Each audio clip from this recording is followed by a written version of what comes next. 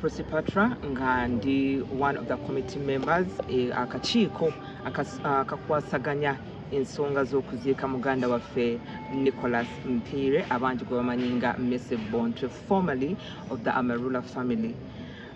Enteekateeka ey'okutambuza omukolo gwa muganda waffe guno olunaku olwaleero lwe Lwokuna tugenda kubanga receiving omubiri gwe ku ssaawa 4 ez'ekiro. Agenda kusula ku funeral service home, then kumacha tugenda oba twolekere church, that is Munyonyo Church of Uganda. Bwe tunaba tuvudde ku church nga service ewedde kuba egenda kutandika ssaawa 4 ez'okumacha, service oluggwa nga tugenda e Kabuuma omugenzi gy'abadde awangaalira nga tannabagenda America. Bwe tunaba tuvudde e Kabuuma, the next day, that is nga 18 olw'omukaaga, tugenda ekitende ewaali amakaage agasooka gye tugenda okugenda nga 18 era nayo ajja kusulayo. Kati nga 19 lugenda kuba lunaku lwa Sande. Mukwana atasobodde kubeera maka gano e Kabuuma n'ekitende, ojja kujja ku National Theatre.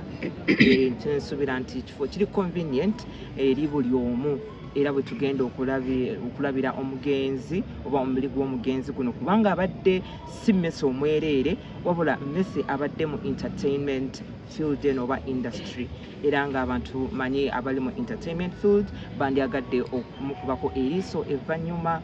Kati ffe tunaba tumaliriza ku National Theatre, tugenda kuvaayo ku ssaawa 9 ez'ekiro, olwo twolekere Mbarara Rwampala gye tugenda kubanga tugalamiza omugenzi. Naye ku Monday, olugenda kuba lwa Monday, tugenda kusulako oba omubiri gw'omugenzi gugenda kusulako mu nnyumba ya kitaawe.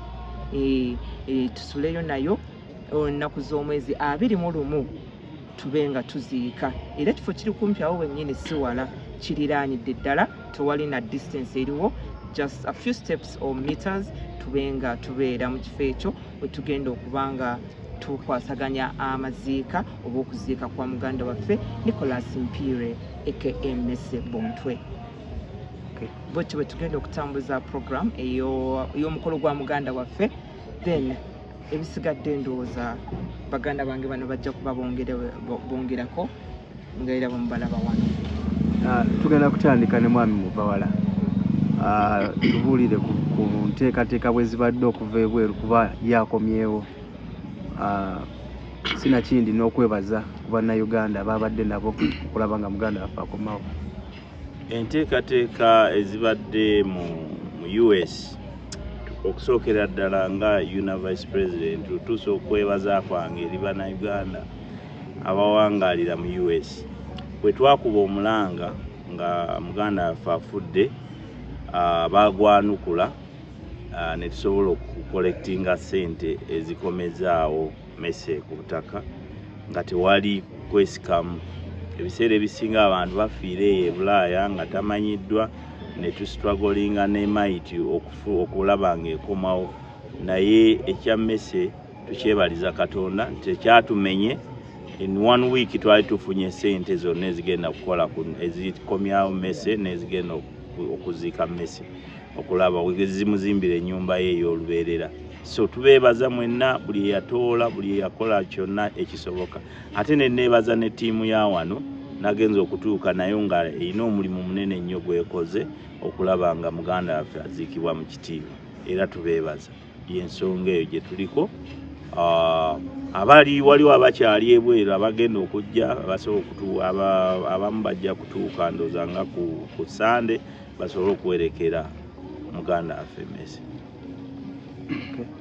Eri saidi ya Amarula family, muganda mmwe olunaku olwaleero omubiri gwe gutuuka, eri bafaani be mubategekedde ki okulaba nga bamujjukira mu kitiibwa?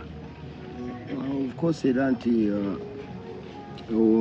abantu bafaanizi ba Amarula family n'ebintu Messi ebyo yakola nga byonna byeyazannyanga, obuntu obumu bwadde babadde azira okubeeramu obuzannyo badde atera okuzannya mu side mirror, lwali tubuteeka nayo ku social media ntubuwanikayo kuba abantu abamu babadde abamu generation waliwo generation badde abamu nga tebamulabangako byazannya ne bafuna omukisa okulaba ku kiki abadde azannya. So era tutwala okwebaza abantu bonabona abafaanizi b'amalula okutubeererawo ne ku lunaku luli twali tujjaguza emyaka 25 ejja comedy ne babeerawo era still era tusaba era nakati mutubeereremu paka omuganda waffe tunakola ki tunamuziika. To the radio fraternity, Messe abadde munnamawulire mwami Muteweta ate ng'obadde okola naye.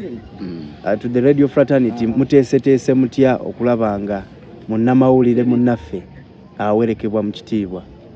Yanziza nnyo ssebo, amannya nga bwe bagambye Eddie Kayemba oba Muzeeyi Muteweta w'Ebbama. Enteekateeka nga bw'eri tetweyawuddemu wabula ffenna twekutte wamu nga kitole nga mwe muli ba radio presenters, ba TV presenters, bannakatemba n'abantu abalala bonna ne twegatta wamu ne tusobola okukola ekintu kino. Tukolwe enteekateeka y'okuziika muganda waffe ng'eri wamu. Era enkola ejja okubeerawo okulaga nti ddala tuli wamu n'omugenzi ku National Theatre we tujja okukolera ebintu ebyo.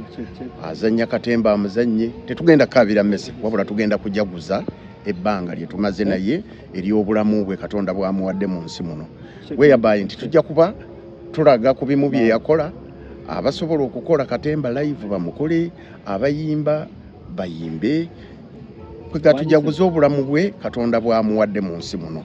Bwetyo bwe tujja okumuwerekera y'ensonga etutwala ku National Theatre naye nga tuli wamu bannamawulire bonna, aba radio, aba TV, ab'empapula, abaki, ffenna twegattidde wamu. Komiti eno erimu abantu bangi naye era nga twongera okwebaza bannaffe baganda baffe abali mu Amerika olw'okwewaayo olw'okukolera awamu ne balaba nti batuweereza eno omuntu waffe tusobole okumuziika ku butaka aleme kwokebwa kuba si bwe buwanga bwaffe ng'eggwanga erya Uganda oba ery'omu Buganda wano. Bwettu bwe twakoze abantu abo bwe tuba tumaze okubeebaza ate ne neebaza ne bannange be tukoze nabo be tukwataganye nabo tusobole okulaba nti munnaffe tumuwerekera mu kitiibwa era nga tubategeeza nti tukyali wamu. Naye ekitabo weekiri ate kiri open, tukyali n'enteekateeka nga mwannyinaze piipi bw'abagambye Prosper, sorry, eryo nickname yange. Naye nga bwe tubagambye nti twetaaga okuliisa abantu be tugenda okubeera nabo. Muwulidde ebifo by'abamenyedde gye tugenda okubeera Kabuuma, Ekitende, ku National Theatre ne mu kyalo. Alina kaalina amabugo tebagasala, alina kaalina asobola okaleeta mu kitabo kyaffe ne tutambulira wamu olw'okubeezaawo embeera. Tweyanziza. Ese bonna yanziza.